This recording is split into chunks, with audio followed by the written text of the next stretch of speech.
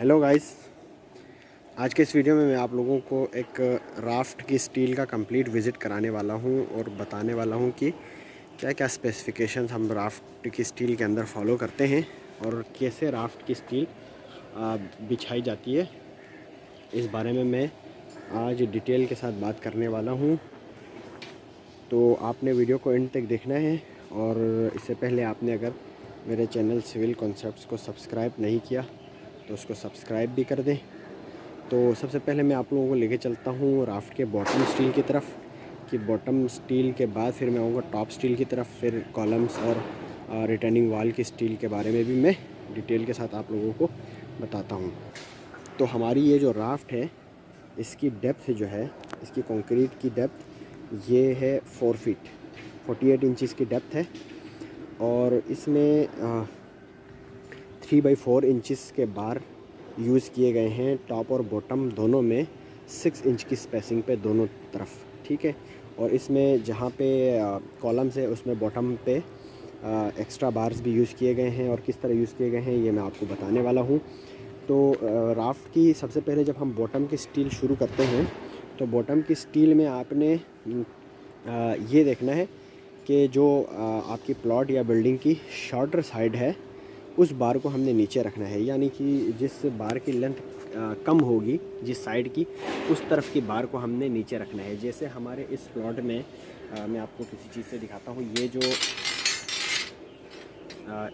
जो बार है, ये मेन बार कहलाएंगे। ये हमने नीचे बिछाया हुआ है, इसके ऊपर ये डिस्ट्रीब्यूशन बिछाया हुआ है, ठीक है।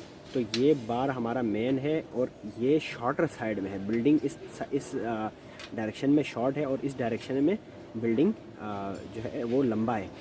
अब इसके अलावा जो है तो बाकी स्पेसिंग जो है ना, एज़ पर ड्राइंग आपने फॉलो करना है। यहाँ पे 6 इंच की स्पेसिंग दिए हुए हैं, तो 6 इंच की स्पेसिंग दी गई है। और इसके अलावा जो है यहाँ पे ये देखें, ये कंक्रीट कवर ब्लॉक कहते हैं इसको, ठीक है। ये फाउंडेशंस के लिए हर साइड से और बॉटम से हम मिनिमम 75 mm या 3 इंचज़ का हम इस्तेमाल करते हैं। और टॉप से ये 50 mm हम कवर रखते हैं, तो उसमें कवर ब्लॉक यूज़ करने की ज़रूरत नहीं पड़ती। उसमें हम जब पोरिंग हो रही होती है तो उसको ऊपर से हम लेवल जब लगाते हैं तो उसको उसी हिसाब से रखते हैं। और ये जो बार्स आपको नज़र आ रहे हैं, ये वाले, ये ऊपर दूसरी लेयर जो नज़र आ रहे हैं, ये है बॉटम के एक्स्ट्रा स्टील्स हैं। जो यहाँ पे कॉलम आपको सामने नज़र आ रहे हैं, इस कॉलम की वजह से ये एक्स्ट्रा स्टील बिछाया गया है, क्योंकि जो राफ्ट की स्टील जो है वो बेसिकली हम एक फ्लैट स्लैब की तरह ही बिछाते हैं। यानी कि आप यूँ समझ लो फ्लैट स्लैब को इन्वर्ट करके। तो जिस तरह से हम फ्लैट स्लैब में टॉप पे एक्स्ट्रा जो है वो कॉलम के ऊपर रखते हैं, इसी तरह से राफ्ट में हम बॉटम के एक्स्ट्रा स्टील को हम कॉलम की जहाँ पे कॉलम होती है वहाँ रखते हैं।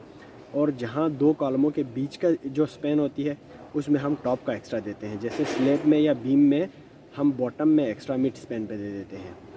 तो ये राफ्ट के अंदर ये चीज़ बिल्कुल उलट हो जाती है। और उसके अलावा जो है एक चीज़ ये नज़र आ रही है आप लोगों को, ये बार नज़र आ रहा है, ठीक है। ये बार, इसको हम कहते हैं स्टील चेयर्स, ठीक है। ये टॉप बार को सपोर्ट करने के लिए यूज़ करते हैं ये बार, ये, ठीक है। इसको हम गोड़ी कहते हैं। इसकी लेग बनी हुई होती है यहाँ पे, देखें ये लेग बना हुआ है इसका, ठीक है। ये लेग बना हुआ है, तो इस लेग ये नीचे बांध देते हैं लेग को, और ये टॉप की स्टील को सपोर्ट दे रहा होता है। इसके साथ एक बार बांध देते हैं, लड़ी बांध देते हैं, जिससे जो है आपकी टॉप की स्टील को सपोर्ट मिल जाती है। स्टील चेयर्स यहाँ से वाज़े तौर पर नज़र आ रहे हैं, क्योंकि अभी यहाँ पे स्टील नहीं बिछाए यहाँ। तो कवर के ऊपर हम बात कर चुके हैं।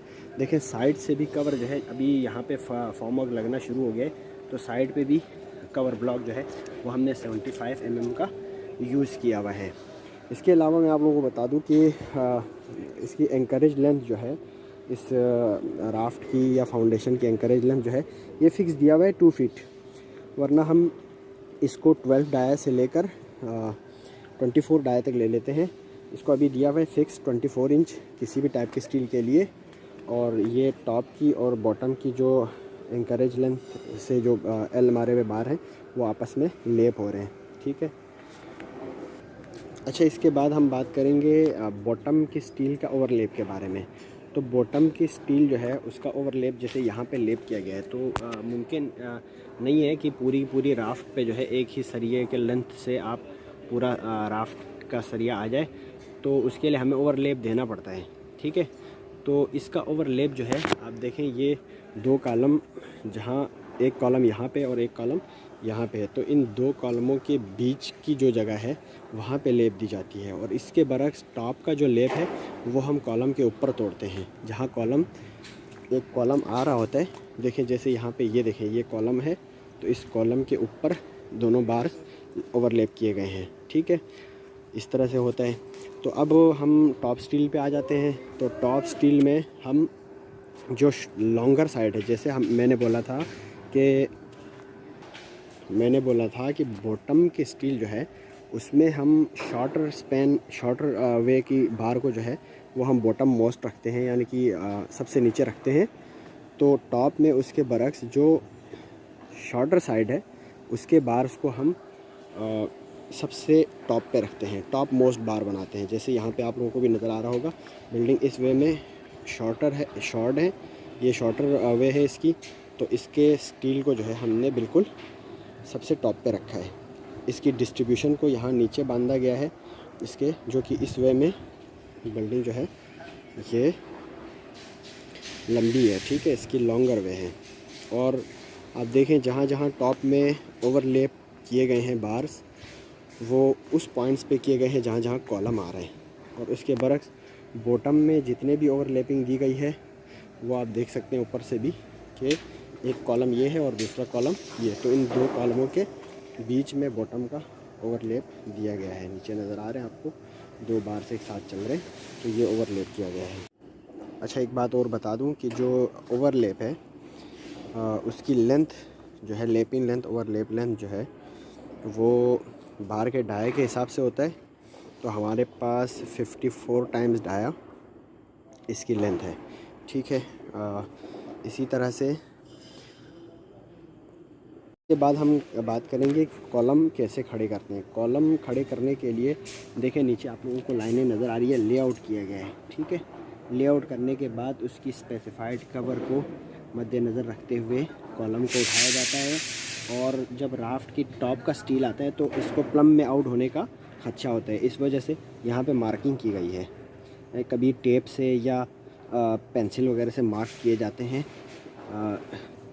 प्लम बॉब यूज़ करते हुए नीचे की जो लेआउट है उसको राफ्ट के टॉप स्टील पर भी बनाया जाता है और कॉलम को चारों तरफ से कवर दिया जाता है। इस तरह से आप देख सकते हैं ये चारों कोनों से कवर प्रोवाइड किया गया है। इसके अलावा जो है ये कॉलम जब खड़े होते हैं तो राफ्ट के अंदर भी इसको स्टिरप्स प्रोवाइड करना पड़ता है ताकि इसकी स्टील को अपनी जगह पे रखा जाए। तो ये देखें स्टिरप्स प्रोवाइड किया हुआ है और नीचे भी स्टिरप दिया हुआ है कॉलम में रिंग, और इधर राफ्ट के टॉप पे भी इसके साथ स्टील बांधा गया है, स्टिरप बांधा गया है। और इस तरह से इसके अलावा जो कॉलम की डेवलपमेंट लेंथ यानी नीचे उसकी स्ट्रेस को राफ्ट के स्टील पे ट्रांसफ़र करने के लिए इसकी मेन बार्स में एल मोड़े गए हैं। देखें नीचे नज़र आ रहे हैं, एल लगाए गए हैं।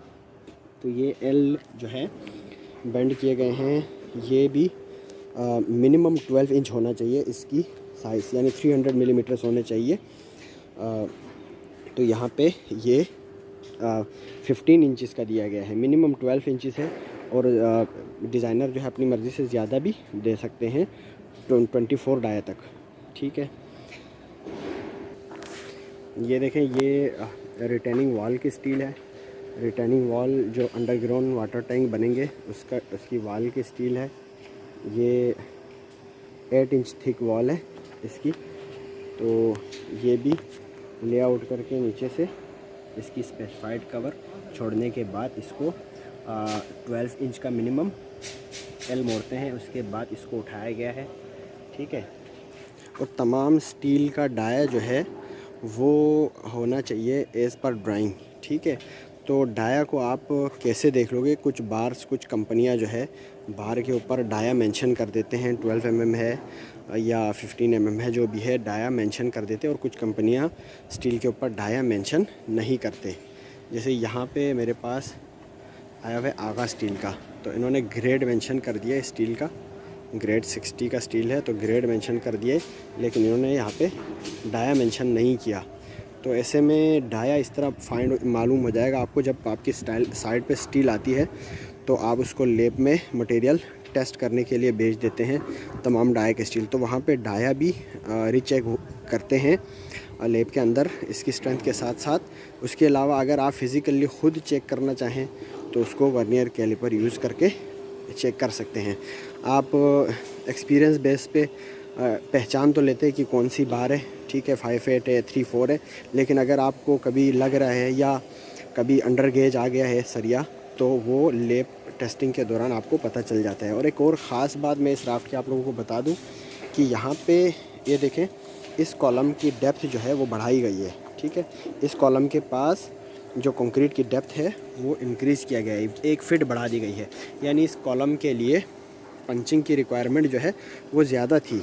तो ओवरऑल पूरे राफ्ट के बढ़ाने की बजाय यहाँ पे कुछ कॉलम है जिनकी डेप्थ जो है वो बढ़ा दी गई है। और ये देखें, इस कॉलम की सारी स्टील जो है वो बांधी गई है, ठीक है। इसमें देखें रिंग्स भी कंप्लीट डाले हैं, इसमें नीचे देखें राफ्ट के अंदर भी 5 रिंगों का इस्तेमाल किया गया है, ताकि इसकी स्टील जो है वो अपनी जगह पे कंक्रीट की प्रेशर के वजह से या कंक्रीटिंग के दौरान जो है, ताकि ये डिसलोकेट ना हो जाए स्टील।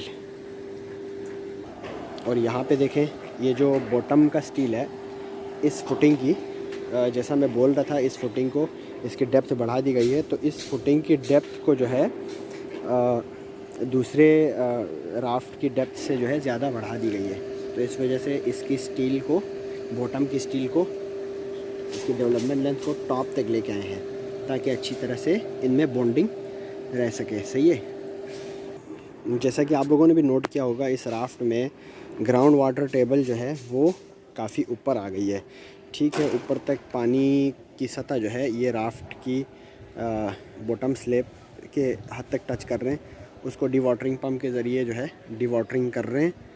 और साइडों पे जो है देखें चैनल भी बनाए हैं, ताकि पानी जो है एक तरफ पिट बना के उसमें जाएं और पानी को डिवाटरिंग पंप के ज़रिए यहाँ से निकाला जा सके। ये भी देखें, यहाँ पे पंप लगे हुए, डिवाटरिंग हो रही है। तो इसी तरह काम होता है राफ्ट की स्टील का और राफ्ट का काम करते हुए।